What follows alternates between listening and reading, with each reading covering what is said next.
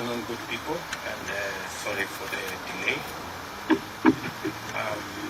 Yesterday, the Court of Appeal settled emphatically the recent controversial constitutional amendment proposals and processes. This marks the second time our courts have pronounced themselves on this matter. On both occasions, our courts were bold, clear, and unmistakable. Without any doubt, the court brought the voice of Wanjiku to life and called on us to move on to the most pressing needs of our citizens and our nation. The court decision reaffirms that Kenya is a country governed by the rule of law, not the rule of men, where the Constitution and the sovereignty of the people are supreme and not the political elite. However, no one has lost and no one has won. It is a win-win for both the people and the Constitution. The people have won, the Constitution has won, and the rule of law has prevailed. I laud the courage of the judges who have bravely defended the Constitution. God bless them. This is therefore a moment of reflection and appreciation. We thank the Almighty God for giving us this unique day to celebrate our progress as a people and as a nation. We celebrate our institutions which have come of age, foremost the judiciary. Our Constitution continues to reveal itself anew, day after day, and the living expression of the sovereign will of Kenyans. We rejoice in the timeless spirit of freedom that remains alive in our land. We delight, most thankfully, in the vigilance and the civic engagement that pervades our country, and the commitment by Kenyans of all walks of life to rise and defend their liberty. We may now live our lives and build our nation with a confidence that the brave patriots of our judiciary stand ready, capable, and courageous to secure the promise of our national anthem that justice be our shield and defender. In this spirit, it is time for us, especially the political class, to set down our battle standards and shed our partisan armor and unite in actualizing the aspirations of ordinary citizens. It is time for us to join hands and pursue the priorities of Wananchi with the same urgency, vigor that has been dedicated to the BBI. We must make up for all the time lost, resources spent, and opportunities foregone in the knowledge that time is of the essence. For truly, it is never too late to do the right thing. I therefore plead with all leaders to harness the spirit of bipartisanship and direct our minds and energy towards efforts that positively affect the well-being of all our citizens. I strongly urge that our starting point in this endeavor is to apply our best collective efforts, mobilize and commit adequate resources towards the decisive management of the COVID-19 crisis in order to free up the country, return our people to work, and restore our economy to its full flight. We must agree that rolling out a vaccination program to cover the entire nation is imperative if our nation is to have any hope of recovering lost time and catching up with a world that is quickly recapturing its rhythm. Nothing can stop us from achieving full success if we are all united in purpose and pursue this goal with the resolute momentum, energy, and resources previously earmarked for constitutional change.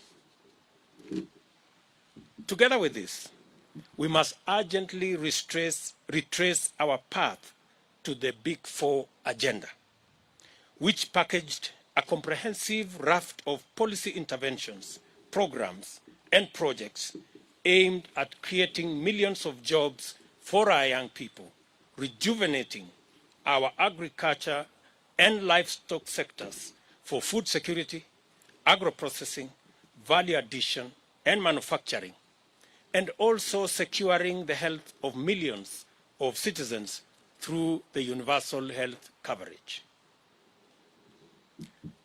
I have held extensive discussions with legislators, and we have agreed to fast-track the long-delayed amendments to the NHIF Act in order to unlock the dream of achieving our universal health coverage that was part of our Big Four plan. We have also agreed on a similar initiative to reintroduce amendments to the Housing Act to establish the framework for the actualization of the housing fund that is a prerequisite for unlocking the housing program envisaged under the Big Four plan. This will set the stage for the achievement of the housing pillar of the Big Four agenda. The housing plan's twofold promise of making affordable housing available and also creating millions of jobs for young people is the sort of intervention this country needs for this critical moment.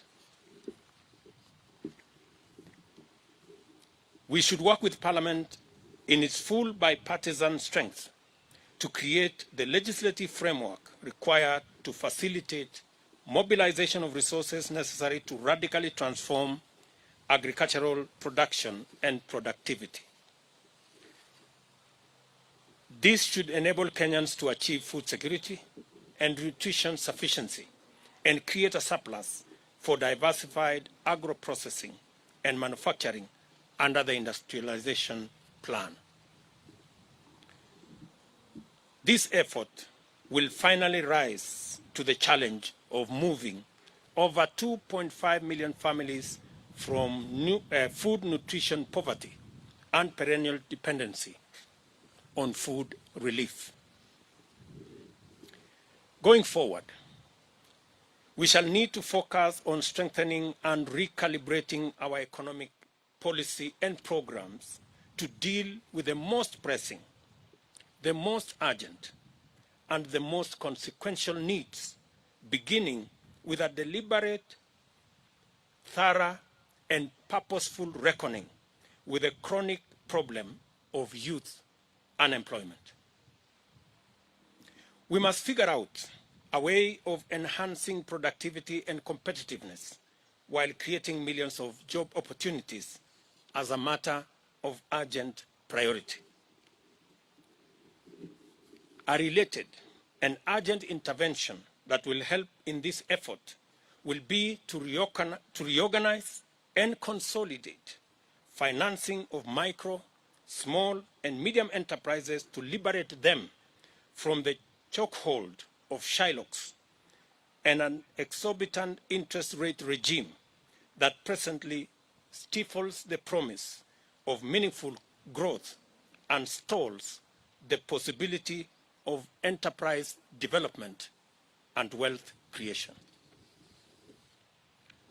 As a nation, we must commit to creating opportunities for every enterprising Kenyan to thrive and make a living. Furthermore, we must strongly commit to collective effort to fashion a new future for Kenya based on a new socio-economic and political paradigm. It is time for us to imagine together a new society that gives priority to the greatest number of its citizens. This new society must choose the welfare of the people over that of leaders. It must prefer the realization of empowerment of the masses to the naked pursuit of power sharing among the political elite. And we must pursue the creation of millions of jobs, not the mere sharing of political positions. The nation we envision is focused on success through enterprise, not largesse from patronage, and is committed to fundamental and inclusive economic transformation, not opportunistic coalitions to rig the system against the people. We cannot and must not, in all honesty, embark on a discourse about the future of our nation without the largest owners of that future: the youth, the young people, are and by far the demographic most affected by the grave state of affairs in our country.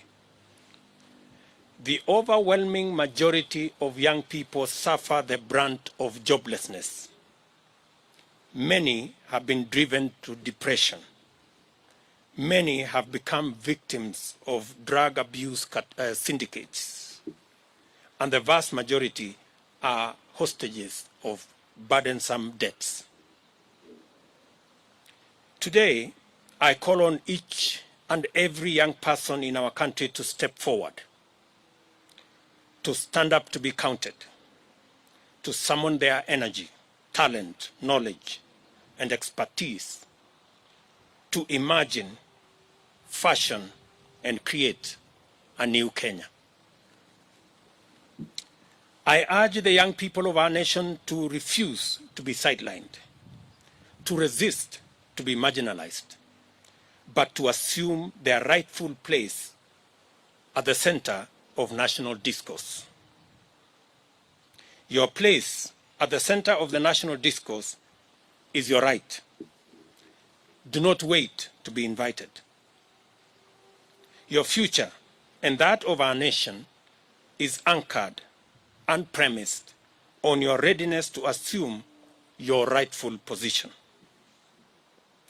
Now, henceforth, we must build an alliance of all Kenyans, with our young people at the core, so that we can tap into our creativity, our talent, and our energy to fashion a new Kenya where success is not based on who you know, but how hard you work. A Kenya where nobody is left behind. As leaders, we must consolidate the beauty of our dreams by believing in the promise of our young people.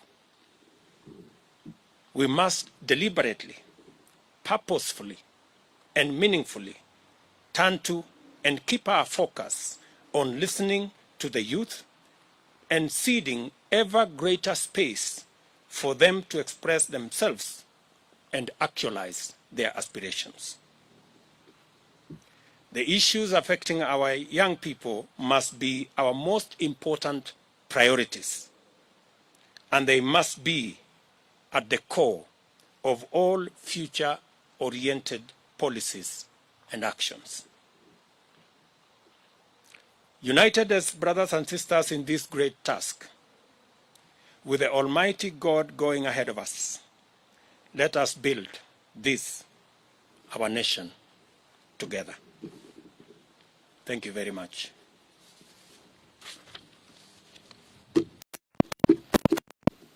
That is my statement. I will take one or two questions, just to make sure that there is sufficient understanding of the statement I have made.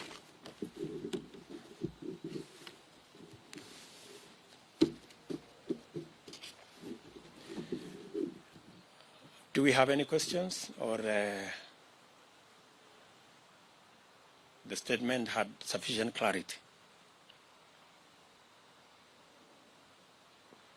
Thank you very much, good people. Have a good weekend. Asanteni sana.